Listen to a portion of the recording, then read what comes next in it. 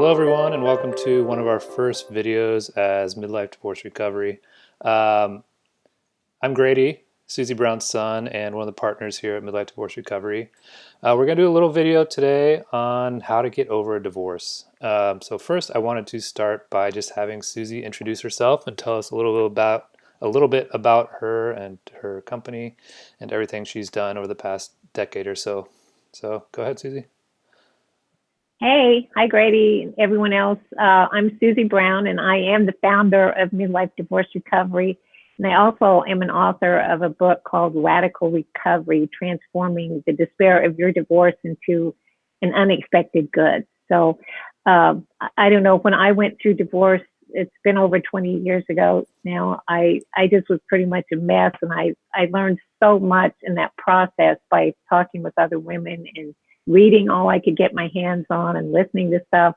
And so I just decided I could help other people get through this in a better way than I did, because I was pretty much a mess for way too long. And I just wanted to save some people some of the mistakes I made and just some of the dumb things I did that didn't help me at all. And So I can definitely that's attest to some of that. So I was there during a lot of it. But yeah, so today we just want to first start talking about how do I get over divorce? And we kind of just broke it down into a couple steps here. But uh, Susie, could you first talk about just what we like to say is step one, accepting the divorce? Um, I think a lot of people, including me, I just did not want to accept it. I thought, we were separated for 3 years, and I thought all during those 3 years that we were going to be able to work it out. And I just, even until that last day in the courtroom, I thought he might come over and say, Susie, what are we doing here? Let's just go home and fix this. I really had that in my head. But so when that divorce decree was finally in my hands that we were divorced, I had to accept it. And that was very hard for me. And I remember saying to my older brother, I'm just so sad about this. It's not fair. We've been married 33 years. And he just said, okay, I know it's not fair, but this is where you are. So you have Yeah, one choice. yeah. Yeah, to either get over it and move on, or to stay in this mess.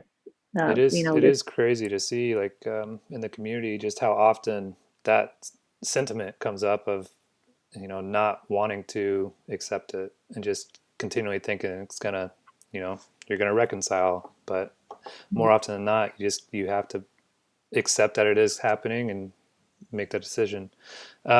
So after you accept it, which is honestly probably one of the hardest steps you can do in the divorce recovery process, from what I've seen, um, is you have to decide to take control of your life. Do you think you could kind of expand a little bit about what that means as far as getting through this?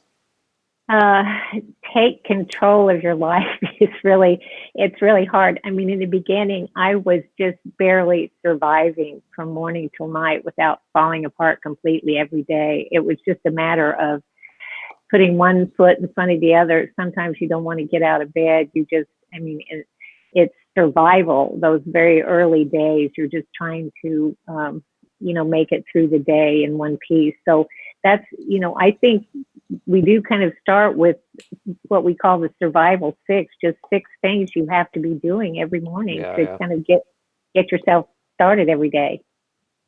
Uh, and then you can kind of move on to figuring out, okay, what can I do to get control of myself and my life? So Yeah, for sure. Well, that's totally true. Just getting started every morning is, you know, we hear so many stories of people not being able to get out of bed in the morning and, not being able to really do anything throughout the day. So I do think, taking advantage of something like that Survival Six is a great way to, you know, get started again. yeah, well, anyway, I hear from women all the time who, I mean, it's just a huge victory to get your feet on the floor every day. And people who haven't been through this just do not understand that, because when you first open your eyes in the morning, you think, oh crap, this is my new real life. I don't want this. I don't want to face today. So just getting your feet on the floor every day is a big deal. Yeah, for sure. I So mean, I do remember some of those days back when we were in the middle of it, but Yeah, I just remember it was a good sign when you were in your office working or something, uh, I know, rather I than, know. I don't know. Anyway, And people who haven't been through it don't understand how difficult it is. But yeah, so, I know. I mean, your mind is just completely obsessed with it. You can't get your mind out of that. You know, like what if? Why isn't this working? You know, all those different yeah. thoughts that run through your head. But Yeah. And um, I just will say one more thing. I have people who have been divorced like 6 years and they're still saying to themselves, I think if I just hold on, he's going to realize what a mistake he's made and move, come back and say, let's just start over. And this is true for men too, whose wives leave them and they just keep thinking, if I just hang in there a little bit longer, maybe yeah. she'll just see what a mistake this was. But don't do that.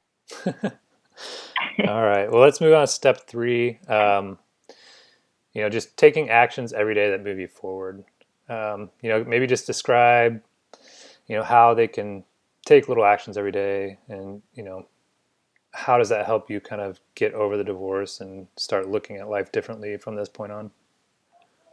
Well, what really helped me, when you're first going through this, you have a tendency to kind of look out into the future, and all you see is this big, terrifying black hole of uncertainty. And Yeah, it is terrifying. And you've got all of this stuff. How am I going to support myself? How am I going to help the kids? What am I going to do about the house? Where am I going to live? And so for me, it really helped to, instead of looking out into the distance so far, if I just ask myself every morning, what can I do today to get closer to the life that I want or I deserve? And when you check it down like that to just saying, okay, I'm going to be content with any small step forward. And I mean, even like today, watching this video, that's a huge step forward just to be getting resources and to say, I do have some control over this and I am going to every day do something to move forward. But, the truth is when you're in the middle of all this emotional turmoil, you think, okay, what can I do today? yeah, And you don't have a lot of energy to figure that out. And so that's where we come in really, because we just say, okay, do this. And it's very practical, concrete stuff instead of thinking about, what my emotional problems or his emotional problems, just saying, okay, do this small exercise today and it will really help you. So it's that's just great. concrete, practical stuff and it just makes it so much easier, not so overwhelming, you know. Yeah, So that helped me a lot. that's That's great. kind of how we kind of put this together too. So, Well, good. Well, I just wanted this to be a short little video, kind of give people a couple steps to start moving forward. Just some quick ideas on how they can start getting over divorce. Even though it is a very long journey, you do have to start taking steps one at a time.